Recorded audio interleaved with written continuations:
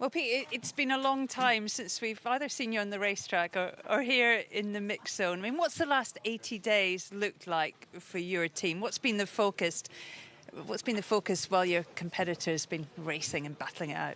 Yeah, it's been a little while since I've been here in the mix zone, but it's been an incredibly busy time for us as a team. You know, everyone in our team's been working incredibly hard to try and get through our last few months of development. You know, we've put a lot of new components on the boat, and we really feel like it's in a good spot to get into racing now.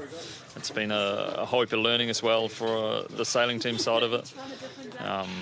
You know, it's been a pretty rushed build up to the Christmas Cup, and we definitely found ourselves short in a few instances where we've really polished up on those areas now. There's been plenty of opportunity to really study your competitor, you know, through the Prada Cup. How much of a threat do you think the Challenger really is? I think they're a massive threat. I think also looking at the way they've improved during the Challenger series, it's probably interesting looking at the Challengers, you know, a year or so out. You definitely would have picked Prada as being the favourite, but you know, then seeing how much American Magic and Ineos both developed, late in the piece, you know, I think it made for a Challenger series where not many people could predict who was going to be the winner coming out of it. But you know, at the end of the day, as a defender, you know you're going to have to verse the best of the Challengers, and that one of them's really going to stand up. And you know, we really feel like Luna also did a great job of doing that, and now we're looking forward to racing there. It's been 3.5 years' work, 30 years of history, a home event. You know, how big a career moment is this for you, Pete, and for the boys? Yeah, well, I think, you know, we were chatting about this in our morning meeting this morning. You know, it's not every day you get to compete for the America's Cup, especially on home waters. And, you know, I think that moment's not lost on anyone in our team. You know, everyone within the team's, you know, incredibly proud to be here. You know, incredibly proud to be representing New Zealand, and you know, also proud of the history that, you know, our team represents. You know, they've been in, New Zealand's been a team in the America's Cup for a very long time now, and you know, I think we're really proud to, you know, represent the country we call home to try and defend it on home waters. Pete, you're going to be leading them out there tomorrow for the first two races. I mean, does Pete Burling get nervous? How are you feeling on the eve of all of this? Oh, I think the excitement's probably the biggest word to describe, you know, what I'm feeling, and you know, I think what a lot of people are feeling within our team. You know, it's been an incredibly hard amount of work for the last 3 years to, you know, by not just the sailing team, but by so many people within the four walls of our base. You know, the designers have been putting in, you know, their hard work, the boat builders, you know, and there's been so many tight deadlines to get the boat to the point where it is now to be ready to race. And, you know, we're just looking forward to, you know, doing our part for the team tomorrow and, you know, going out there and, you know, showing everyone what it can do.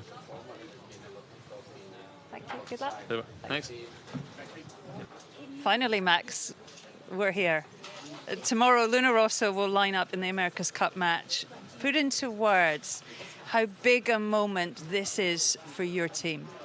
Well, it's big. It's big because we worked more than 3 years to try to arrive to this moment. It's a kind of relief. Finally, we go in the water racing, which is what we train and work for so many months. And I think it's a good thing because it will stop some of the conversation and discussion which are not related to what's going to happen in the water, and finally we're going to see how big and how many difference there will be between the two boats. As you say, there's been lots of rumours here in Auckland, particularly about how strong your opponent is going to be. I mean, what are you expecting from the competition? Well, we are expecting obviously a strong team. They're the defender, they won the cup, and they write the rule. Yeah, we write the rule together, but obviously they knew already way in advance what sort of boat it was supposed to come, and they're going to be fast. We know they're going to be fast because they prove to be fast. We didn't sail against them since December because when we had the practice day, they didn't want to sail with us.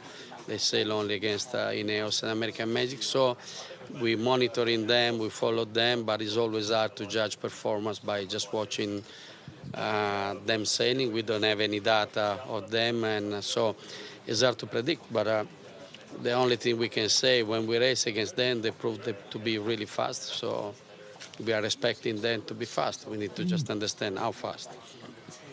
You said in the press conference that you'd had a whole team meeting this morning. I mean, how is Luna Rossa going to approach these opening races? And, you know, how much do you believe that you can beat the formidable Kiwis? Well, we believe 100%. Otherwise, I'm not a kind of guy which does the job for money.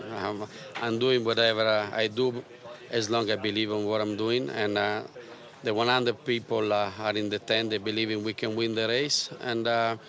And we're going to give everything because, it's a life opportunity. It doesn't happen often. There is team there that are trying to get into the final for year, and they never did. So it's a big opportunity for us, and we're going to give everything, from the kitchen to the guy which is working on the guard.